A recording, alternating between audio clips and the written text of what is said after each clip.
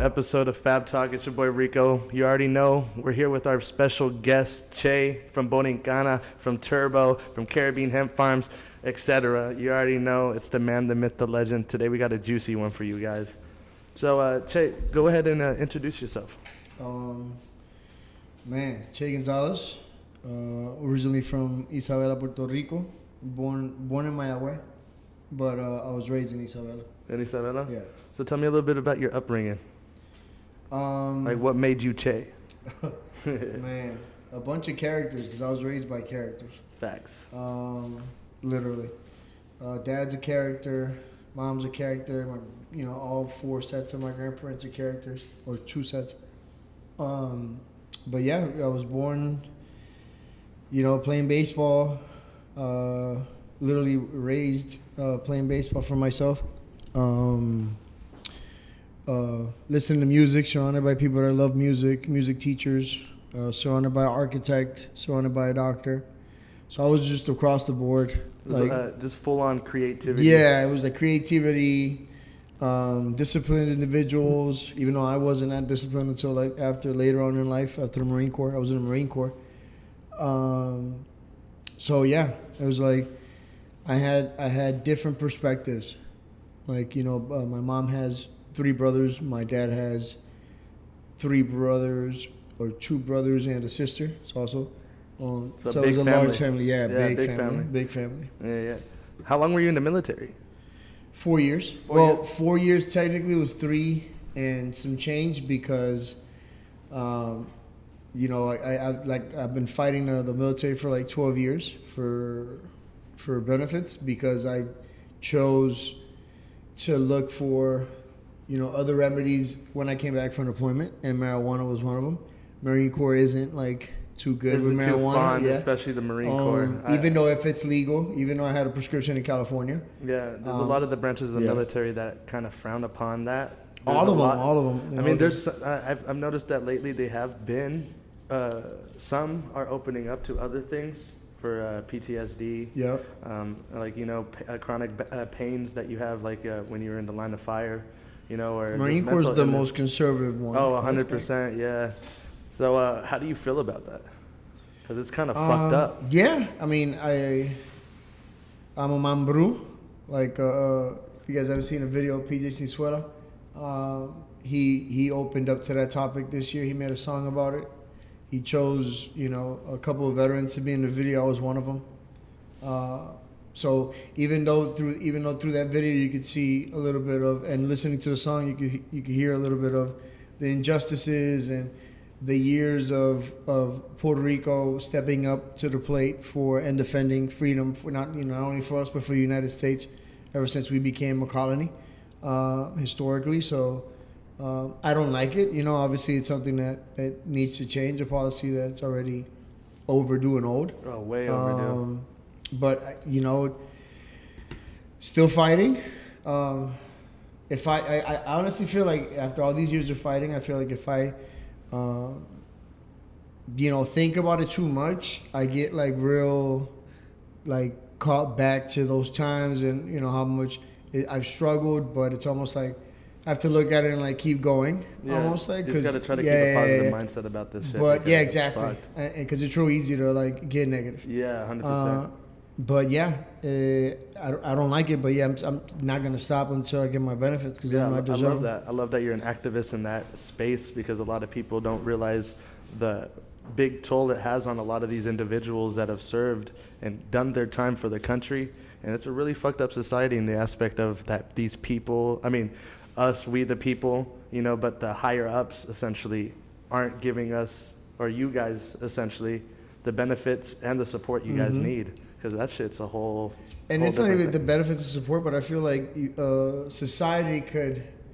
veterans could be those guinea pigs because we've tried so many different outlets to try to mend emotional trauma, to help out society. The rest of society. Veterans come with a lot of tools that we've learned that when used properly, we could be a benefit to everybody else around us. And not only that, but just help each other out and make things easier. Yeah. But yeah, definitely a veteran issue is something I'm very passionate about. I want to also thank you for your service, for real. Oh, Like, you're welcome. no shit. You're welcome. I appreciate you. You know, I always thinking. appreciate all the stuff that you come to the shop, hanging out with us, and really supporting us. Yeah, Since always. Day one Since we've day met one. you, you've always been a #1 supporter of us, 100%. Best smoke shop in Puerto Rico. You already You know. guys You heard heard it that from shit. his truly, yours truly, the #1. That's the one vape I go shop, to. smoke I don't know what I'm shop. gonna do. I gotta move back to the west, so you have to open up out west. You're gonna have to open up one out west, cause we need one like in Isabela, Aguadilla, Yeah. Quebradilla, esa área. Yeah, I be seeing that shit on weed maps, that there's honestly not that many dispensaries like throughout the island. No, Like, there's it's actually- pockets, just dead pockets. There's dead pockets. I know my brother is a big frustrated about that because he lives in Naguabo and stuff, and it, like quality control, like the quality of Super, the it's not buds that the you're same. getting is not the same as we're It getting ain't out here in Borincanna. San Juan. You already know. Huge shout out to Borincanna. You already know they have a brand new line about to drop real soon of flowers. It's gonna be crazy. Yeah. You want to open up a little bit about it? So we're dropping a couple of new flavors. I believe this Friday, the 17th. We're dropping Pappuccini Ooh. and Is that the Guapo. sativa? Man, they're both hybrids. They're both slappers. Slappers. Pappuccini's gonna put you on the couch, and then Guapo's most likely gonna sit you right next to Pappuccini. Yo, I just want to take a second just to show you guys. Look how fat these fucking joints are. This man fucking This ain't that smokes. fat. This ain't like I know, a this 3 isn't the- gram. You know, this is it could he be usually, big. yeah, he usually smokes some fat ass fucking joints. I can fucking vouch for this.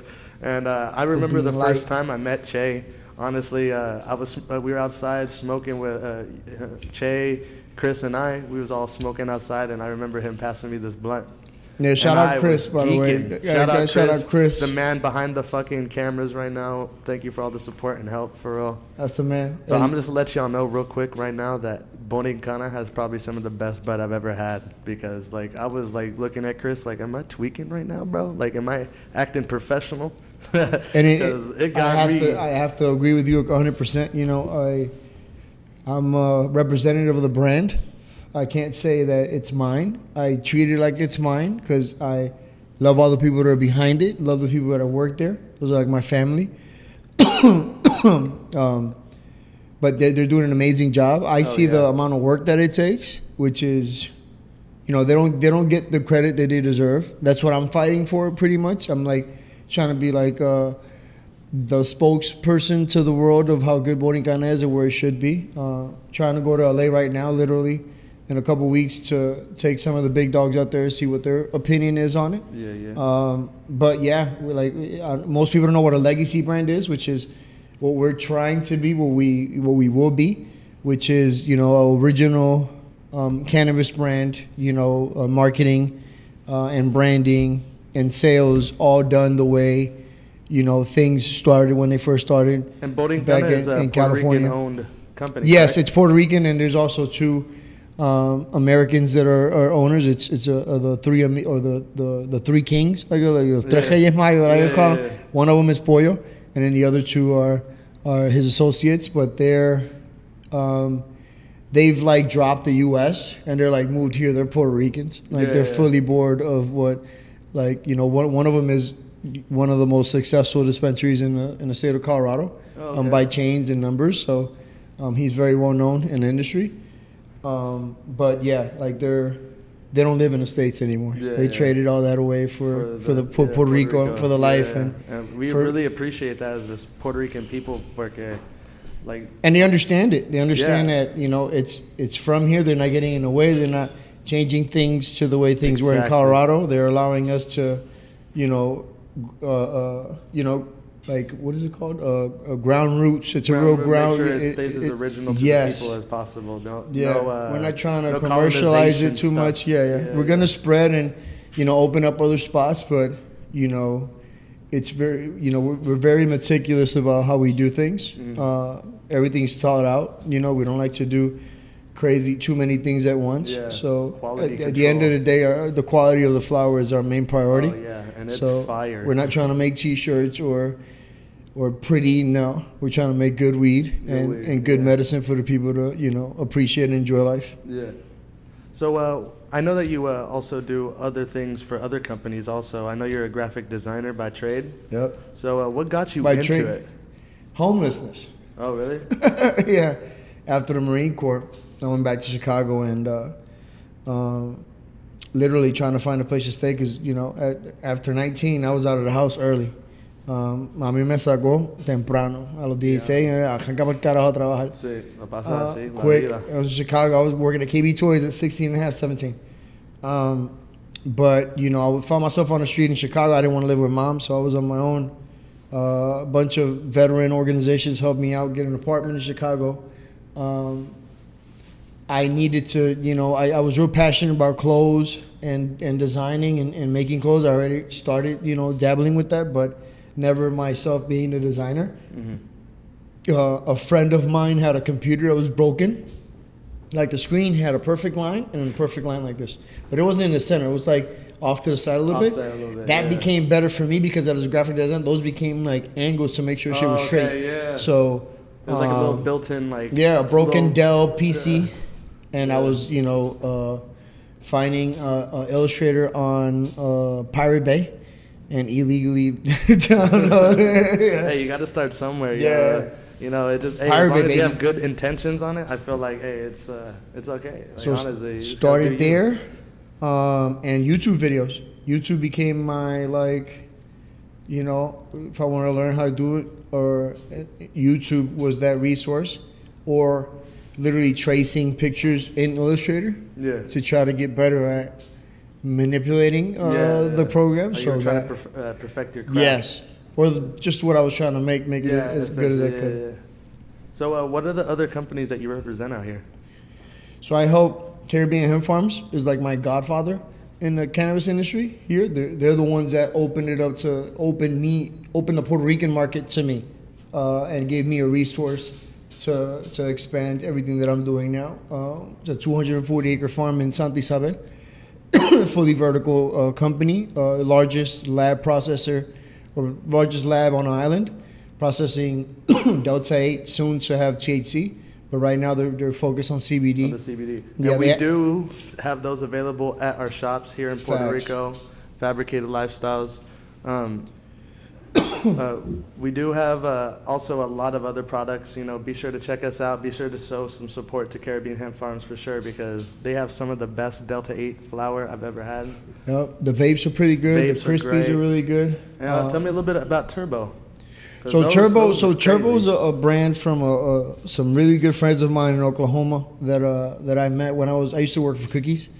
So while I was working for Cookies, we opened up 3 dispensaries in Oklahoma. When we were opening up Oklahoma City, Tulsa, I met Pedro and Ricky and Dave and Dan. And man, I mean, those are the guys really, controlling Oklahoma. They're behind Alta and Electroleaf. Alta's the #1 cultivation in Oklahoma by far. Those guys have 20 cannabis High Times awards. They just won 7 Cowboy Cups last year on the same one. So they are the eminence of. They have this thing called donkey butter that is the most delicious weed you've ever. It's like taking. It's like eating dude, look at his face. Like anybody who's tasted it, it's just something you're never gonna forget. It's like eating a piece of cake. So shout out to Pedro, Dave, Dan, Ricky, love you guys. But yeah, met those guys. They own Turbo and Crispies there. It's a THC brand. I totally forgot about Crispies. Yeah, Crispies is crazy as fuck. Crispies is really great edibles. Delta 8. And so when I met them, Pedro's Puerto Rican, half Italian. So just common sense for me, like, yo, you guys need to come visit, see what we're doing. When they came, this is kind of sad, but I don't know, God works in mysterious ways. The day they got here, the day after, Pedro broke his leg walking out of the shower. I was there for that. If it wasn't for us and me and Luis Garrido, the president of Caribbean Hemp Farms, the owner of the farm, he wouldn't. He was still being Diopera waiting for surgery. We helped him. We got him an ambulance. We got him into surgery within that day. He was here for like 2 months. And I was pushing him around so he really got to know. He actually reconciled with his father. It was really good, a good thing for him. It was a blessing in disguise. Yeah. Because everything is blowing up so well for him now. He just got his cultivation license, first Latino in New York State to have a cultivation license. Cute. So that's huge. Yeah. He's in Colombia. Yeah. So I mean, I admire him. I respect him he's my friend, but I really admire what he's doing. We're trying to do the same. Yeah. Tell me a little bit about your influences, like in the aspect of like growing up. Like, who had the biggest impact in your life? You feel like? My mother, by far. She was my biggest push. Father was, he was around, but not that much. Not like mom. Mom was always there. As I got older, a big influence for me was a Dominican the designer by the name of Homie Diaz. Met him in LA. Used to work for him. Yeah. Actually helped me. Like, that's the reason. Life changed for me in a good way in LA. It was because of Homie and everything he taught me through a brand called Magnus Alpha that he's the owner. Background on Homie, his name's Homie Diaz. You guys could look him up on just like the HOMMY Diaz on IG. He used to work for DC Shoes for 20 years. He ran. Then after that, he ran Palladium, which is owned by K-Swiss, and then he was a director of special projects for K-Swiss. Dang. So he came out with like the Blimpie shoe is because of Homie, the Dreamer shoes because of Homie. Yeah. The Gary V shoe, he worked on a first project to release the Gary V. So then he left that and he's doing his own thing as a designer in LA. But his circle of friends is like Homie's like really good friends with like Jerry Lorenzo.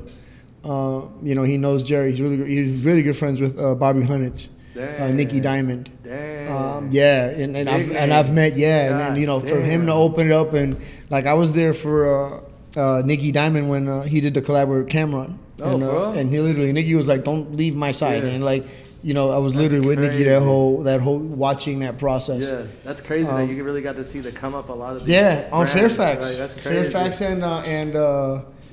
and Fairfax is the street, man. Yeah. Fairfax is the heart of the culture when it comes to, and Moon's another guy. Moon's the owner of Apartment 4B. He's next to the Hunnits on Fairfax. Dang, that's crazy. So Moon, a lot of people don't know this is inside shit. Moon is Dominican also. He does a lot of things with like Griselda, West Side Gunna, all those releases that they do in LA. They're at Moon's spot.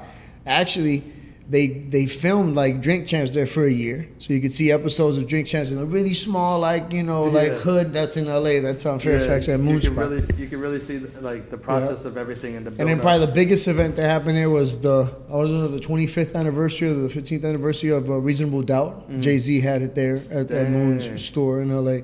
And Moon's like, if you look up, Apartment 4B, a couple artists copied some of his designs and stuff like that in the past. So you're going to see a couple of things that you've seen before. And this is the guy who probably originated that design. Yeah.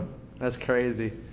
I don't mean to veer off of that topic because that was so interesting. Like, I really do appreciate all of that inside shit because, that's juicy. That's some juicy info. Yeah.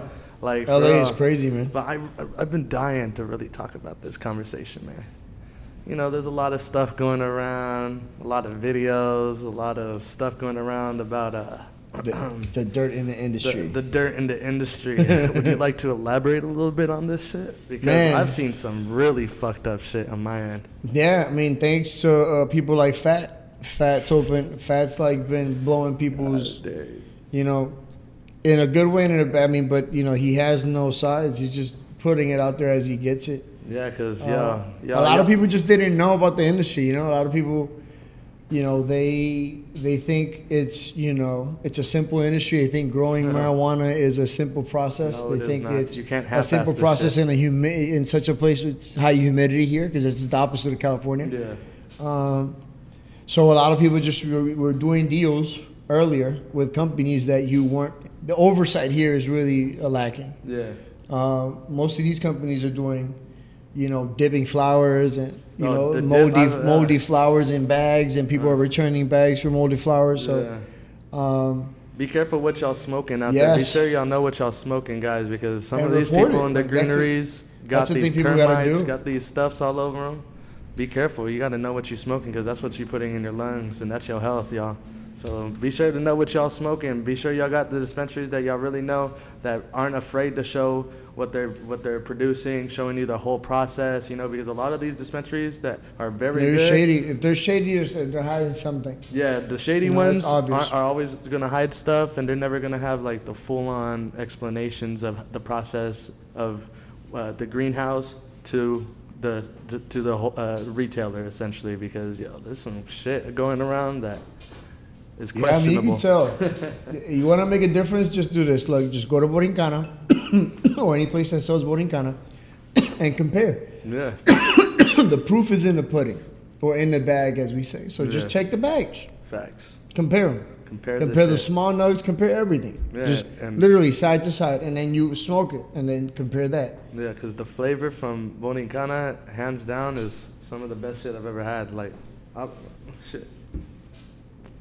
It Telling you is. shit right now. This is the best. Some of the best flavors I've ever had in Puerto. Like, this is the best flavors I've had in Puerto Rico. 100%. Like, soon worldwide. You heard it. Soon. Soon. But God you already willing. know. But yeah, a lot of the industry, it's easy to get away with stuff here. Mm-hmm. You know, and Because, that's obviously because of the industry. That's why these guys don't want to open up the market. They want to keep it closed. The best thing you could do for the consumer is open up the market and give them options. Exactly. Facts.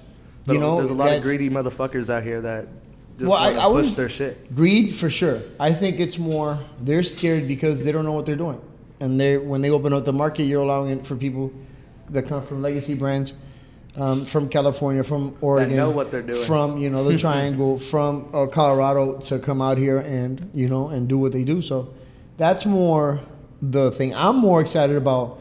Me looking 20 years down is how would this genetic that these guys developed here grow in California? Yeah. You see what I'm saying? Because there's no humidity, so this is actually going to grow better there than it would here. Really? According to theory, yeah, because there's no humidity, so it's easier to climate control. Oh, okay. That's very true. The 'Cause the Puerto hardest Rico thing is here crazy. to grow is humidity. That's That's- your number one enemy because that fucker gets in through everywhere. Yeah. So that's more, it'd be more giving other people opportunity to grow the genetics. I think is more from what I'm noticing, the real legacy brands. Mm-hmm. That's what people want. People want clones. People want seeds so they could grow. So can you real quick give the definition of a legacy brand, just so as the viewers that aren't as informed Man. of what the definition of it, like the literal form, so they don't. So get honestly, to confused. me, some people might have a different meaning. I mean, I don't think there's a official meaning to legacy brand. There might be, but I feel like it's original brand where non-corporate. Well, no, you can't say corporate because corporate is just part of growth. But it's almost like the foundation of it stays to the core of what street is, because this is something started by the streets. Oh, 100%. That never The street stopped. movement all And the way. the guys that I look up to and the brands that I respect, Wizard Trees, Doja Pack, Seed Junkie, Yeah, Cookies. They were selling before. Those Connected, Alien. These guys are legacy brands. Yeah. And these guys are all street. They still. They're approachable. Yeah. These guys are still people that are humble about the situation now. They're barely coming out now, and you're seeing faces to these guys because up until 10 years ago, they were ghosts. Yeah, they were it was like frowned stories. upon. They're like, it was a Yeah. ghost story, 100%. That's just crazy. Fact. so it's kind of cool that they're becoming celebrities in their own right because they really are. They started a business that's They're the pioneers. about to hit the trillions. Yeah, that's So- so true. That's just crazy. And then they kept the street. They never changed. Yeah. They still moving boxes, as they say, mentally. Mhm. So, but yeah, shout out to Cali. Shout out to everybody in Cali that started. I mean, shout out to San Diego. I mean, for me, that's where I started, was San Diego. San Diego. Yeah, in California before LA was San Diego. So when did you first touch down in Cali? 2006, Oh shit. 2006, shit. 2007. Yeah, I'm just letting y'all know right now. I was fucking barely getting out of diapers in 2006 on everything. I was like 7 years old, man. Yeah. That shit's crazy. 06 was the first time I went to Cali. Met this tatted, half black, half white, Jewish individual named Seth Granderson. Shout out to Seth and Laura and the babies. And he put me in the game. Yeah. Seth So is. he's the one that really opened Yeah, Seth. the first door. Yeah, and to this day, he's still in the industry. He works in the industry. He was, up until last I checked, he was, messing with Heisman with Ricky Williams' brand. So he was doing some work for them. So, but yeah, shouts out to San Diego, and still to this day, San Diego has some guys that are legends in the industry. Chase from Flav X, he's from San Diego. Yeah. He's industry. Flav is a international weed brand now. The vapes are everywhere. Everywhere.